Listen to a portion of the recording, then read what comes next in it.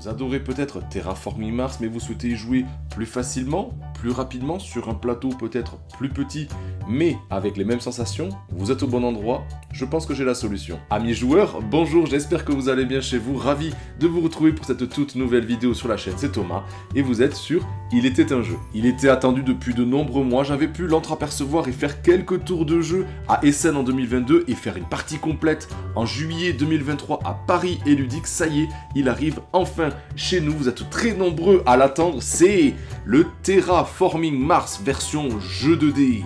D'ailleurs ici, il faudra terraformer Mars. Je suis extrêmement ravi de pouvoir vous proposer une vidéo spécialement dédiée à ce jeu pour revenir sur toutes les règles du jeu, les sensations, mon avis aussi en fin de vidéo, dans cette version assouplie, un petit peu édulcorée, mais qui ne manque pas de challenge. Pour ceux qui ne le sauraient pas, Terraforming Mars c'est quand même un jeu classique, parmi les classiques du jeu expert, du jeu avancé dans le domaine du jeu de société et qui a d'ailleurs gagné le prix expert du jeu de l'année en 2018, rien que ça. Je vous laisse vous installer confortablement. À la fin de cette vidéo, vous saurez tout sur la dernière pépite de chez Intrafin. C'est parti!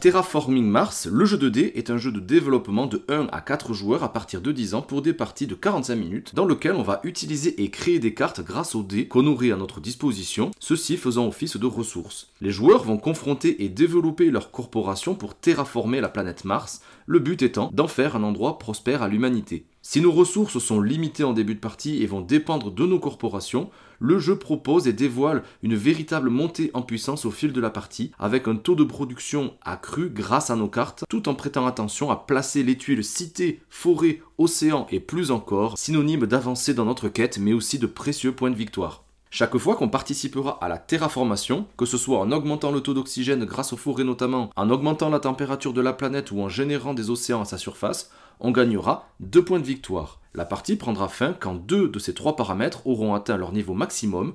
Le joueur qui totalisera le plus de points de victoire remporte la partie. Avant toute chose, sachez qu'on aura le loisir entre 2 plateaux de jeu, car le plateau est recto et verso, avec des dispositions différentes et donc des sensations de jeu aussi un petit peu différentes qu'on placera au centre de la table. On place un cube transparent sur la case 0 de la piste oxygène et un autre sur la case initiale de la piste température. On forme une pile de 7 tuiles océan qu'on vient placer sur le symbole océan du plateau et chaque joueur place un cube à sa couleur sur le début de la piste de score. On met de côté l'ensemble des dés de couleur ainsi que tous les jetons joker et les tuiles terrain. On mélange ensuite la pioche projet, on fait de même avec les cartes bonus, mais ici on va en piocher 2 par joueur autour de la table mais qu'on va laisser face cachée. Les joueurs pourront en effet en récupérer une de leur choix à chaque fois qu'ils atteindront les cases 5 et 12 points de victoire de la piste de score.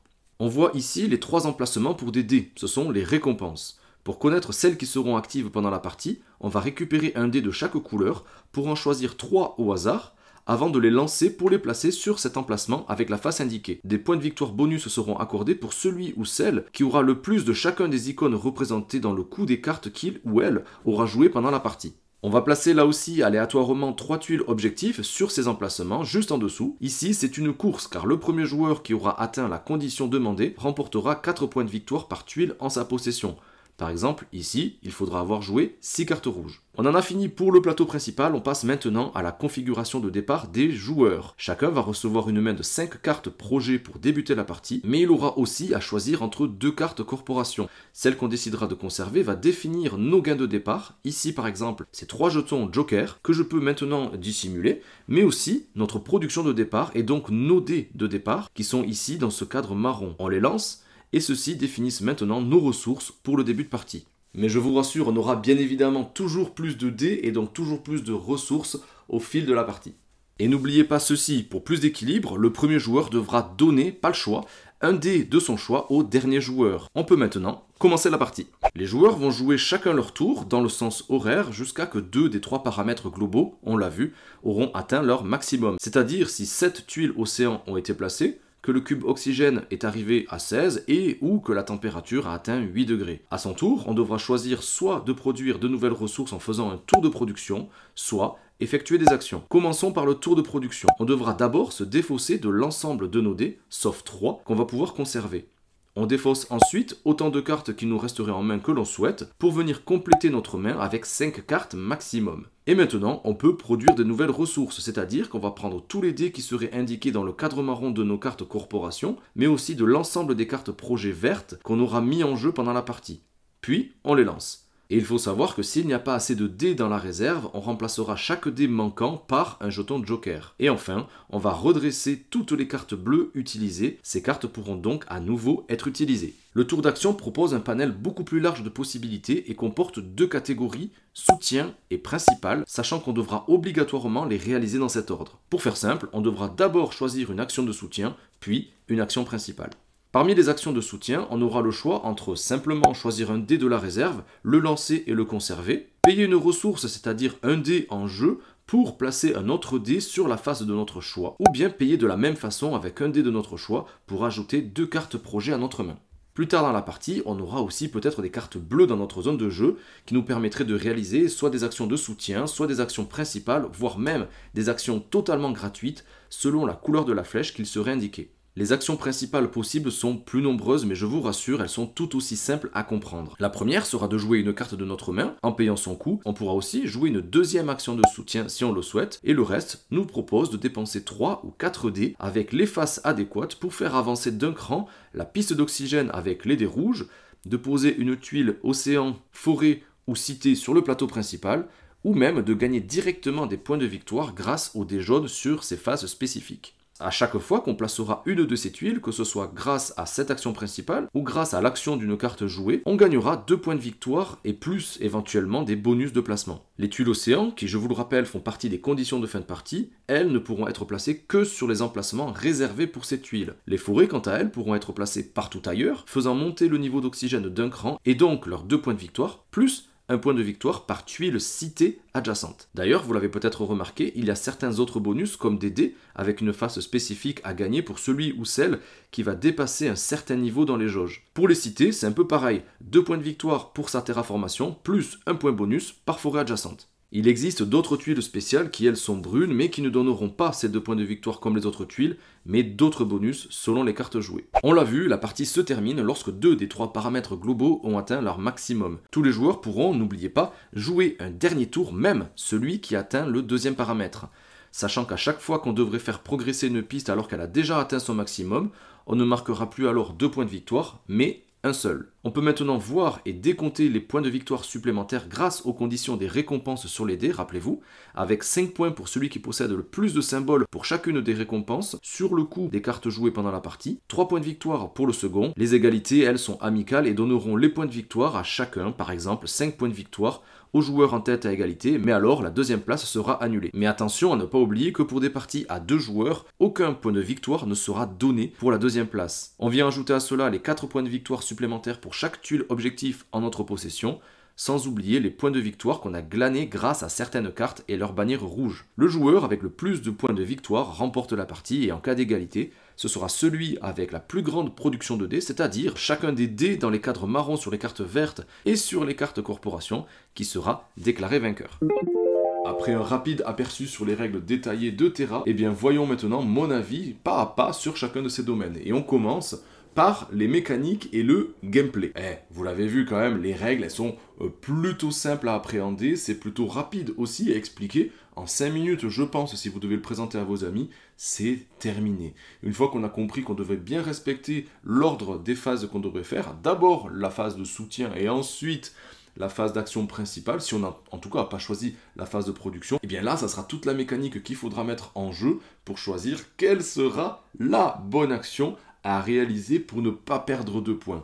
Parce que c'est là aussi que le jeu est une course, un peu de majorité, il y a pas mal de choses aussi à gérer, notamment à 2 joueurs, j'ai pu le remarquer. Eh bien, même si on est en tête pendant toute la partie, il suffit qu'on ait laissé de côté les objectifs principaux, les récompenses aussi, et là, c'est quand même 27 points de victoire qui seraient à gagner. Donc c'est quand même pas négligeable, alors qu'à 3 ou 4 joueurs, eh bien, ces points de victoire de fin de partie, eux, ils sont à peu près, on va dire, répartis équitablement, en tout cas à celui qui aura pris le plus de risques pour avoir ses points à la fin, mais la différence est quand même un petit peu moins importante. La gestion de ressources, eh bien, moi, c'est quelque chose que j'apprécie énormément avec ces dés-là, sachant qu'on ne pourra pas les lancer à volonté. Il faudra bien réfléchir à savoir si je prends le risque de choisir un dé supplémentaire pour l'avoir dans mon jeu, ou bien, eh bien sacrifier un pour avancer peut-être un peu plus facilement, un peu plus rapidement, en le retournant un dé de mon choix qui me resterait, pour pouvoir, peut-être au tour d'après, jouer successivement plusieurs actions qui seraient à mon avantage. Il y a cet opportunisme-là, et aussi cette prise de risque d'aller jeter ce dé-là. Yes, on va jubiler quand la phase de dé qu'on voulait, elle arrive. On va un petit peu râler quand ça sera pas celle-ci, mais voilà, c'est pas trop punitif non plus, sachant qu'il faudra, avec cette mécanique de jeu-là, ne pas hésiter à purger un petit peu son jeu, à faire la phase de production pour aller défausser les cartes. Il faudra pas insister sur des cartes qui seraient trop difficiles pour notre stratégie à réaliser. Donc ça, c'est vrai que les joueurs qui ont un peu moins l'habitude de ce genre de mécanique-là, qui vont simplement se focaliser sur ce qu'ils ont en main, il faudra bien insister avec eux pour vas-y, avance, défausse les cartes et essaie d'en récupérer un petit peu d'autres. La création de cartes, elle est quand même ultra simple à comprendre. J'ai mes phases de dés adéquates, je peux créer mes cartes. Bien sûr que je ne vous l'ai pas dit dans les règles détaillées, mais c'est une histoire aussi de probabilité. Chaque dé de couleur, d'ailleurs, ils sont d'excellentes factures, on reverra ça, chaque phase de dé, bien sûr, aura une probabilité commune, un peu plus rare et exceptionnelle. Et les phases les plus communes, à vous de voir si vous prenez le risque, c'est-à-dire une chance sur 2, tandis que de tenter un peu d'avoir une phase de dé exceptionnelle, une chance sur 6, là, il faudra peut-être jouer des probabilités, à se dire, voilà, est-ce que je le joue en lançant un dé, en prenant un dé, ou est-ce que je vais plutôt sacrifier et retourner le dé de mon choix pour pouvoir avancer dans la partie. Le jeu est plutôt rapide, et notamment avec ces conditions de fin de partie qui peuvent se faire accélérer par un joueur qui sent que l'opportunité est là pour gagner. Mais attention, comme je vous l'ai dit, c'est pas forcément le cas. Hein. C'est pas celui qui va déclencher la fin de partie qui va forcément gagner grâce aux récompenses et aux objectifs. Il y a quelques petits combos qui sont satisfaisants, notamment grâce aux cartes bleues qu'on pourra activer, comme je vous l'ai dit, selon la couleur de la flèche, jaune, rouge ou vert, pour la phase de soutien principale ou action gratuite. Et donc, avec nos dés de ressources pendant notre production, c'est vrai qu'il y a des choses qui pourront être faites et on pourrait passer facilement devant un adversaire qui aurait pris l'avantage juste grâce à ça. Donc, c'est pas quelque chose à négliger. La couleur des cartes, elle est quand même super bien identifiée. Donc, mécaniquement, on arrive à bien visualiser tout ça. Les rouges, immédiats. Les verts, on va produire. Les bleus, action supplémentaire, personnelle. Donc franchement, ça tourne très bien. Il n'y a pas de souci là-dessus. Donc oui, c'est plus petit. Oui, c'est plus rapide. Le plateau est plus petit, plus condensé. Il y a cette partie de hasard qui peut déranger certains avec les dés. Je pense que vous avez compris, moi, j'apprécie énormément ce genre de choses. Ça permet de mettre un petit peu plus de piment et de coups d'éclat dans mes parties. Et c'est aussi plus accessible de ce que j'en sais d'un Ares ou que le jeu de base, évidemment. Sur le plan thématique, c'est exactement le même que dans le jeu de base et les autres versions qui étaient sorties depuis plusieurs années. La thématique est assez forte. Le placement des tuiles, on se sent vraiment investi de ça. Et les illustrations qu'on pourrait voir aussi dessus, elles nous laissent quand même savourer les actions qu'on pourrait faire. À chaque fois, thématiquement, c'est quand même bien intégré. C'est-à-dire que les dés verts vont plutôt représenter tout ce qui est biologique, les dés rouges vont plutôt représenter des actions de force, de cratères, d'éruptions, etc.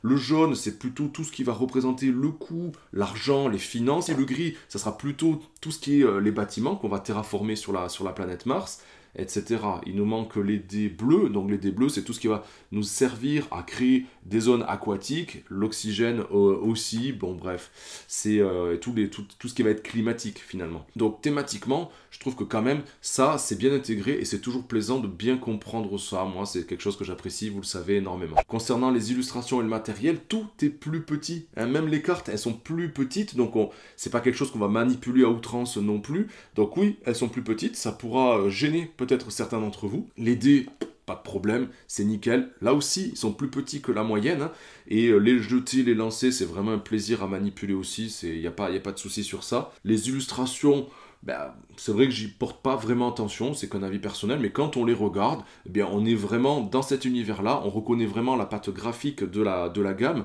même si c'est pas quelque chose qui, moi, m'a charmé, voilà, mais ça reste quand même très efficace. Sur le plan ergonomique, le livret de règles, nickel, pas de souci. La lecture, elle est très limpide, très facile, et au dos de ces règles de jeu, on a tout ce qu'il faut en termes d'iconographie pour s'y retrouver très très facilement quand vous aurez une question particulière. Les règles de jeu, elles sont juste ici, voilà. Donc les tuiles objectifs qui sont détaillées pour savoir qu'est-ce qu'il faudrait faire précisément, et l'ensemble de l'icono qui serait représenté ici, ainsi que sur la dernière partie, eh bien certaines cartes qui peut-être vous poseraient souci pour leur interprétation. Dans cette boîte-là, il y a aussi une extension, l'ère des corporations, qui bien sûr nous amène d'autres cartes corporations pour débuter la partie, notamment avec des effets qui sont totalement différents, des nouvelles cartes aussi à incorporer dans le jeu de base. On aura par exemple des effets qui vont se déclencher quand on va faire une action ou qu'on créera une carte spécifique. Il y aura un peu plus d'interaction avec aussi des cartes qui proposent des réactions quand un adversaire poserait un certain type de tuile par exemple. On aura des productions supplémentaires en joker, voire même des points de victoire immédiats, mais aussi des cartes qui nous permettraient de stocker pour conserver des dés et ne pas les défausser pendant la phase de production. Bref, avec tout ceci, je pense que vous savez tout ce qu'il faut pour savoir eh bien, si ce jeu est fait pour vous. En tout cas, moi, c'est un véritable coup de cœur ici à la maison. Les parties s'enchaînent, notamment à 2, et j'ai hâte de pouvoir le retester à 3 ou 4. Et bien voilà les amis, j'espère que cette vidéo vous aura plu. Moi j'étais extrêmement ravi comme toujours, et encore plus pour cet événement-là, la sortie du nouveau Terraforming Mars. J'espère que ça vous a plu. Faites-le moi savoir, hein. Les likes, les commentaires, n'hésitez pas à partager et à commenter cette vidéo. Ça permet vraiment, je vous l'assure, de soutenir la chaîne, et n'hésitez pas à vous abonner et à activer la petite cloche pour être au courant des toutes prochaines vidéos. Sur ce, moi, je vous laisse avec ceci sur le côté pour aller voir le catalogue de vidéos, les dernières vidéos sur la chaîne que je vous ai proposées. On reprend le rythme en ce mois de septembre pour vous proposer toujours plus de contenu sur la chaîne. Et je vous dis à très très vite les amis sur Il était un jeu. Ciao les amis!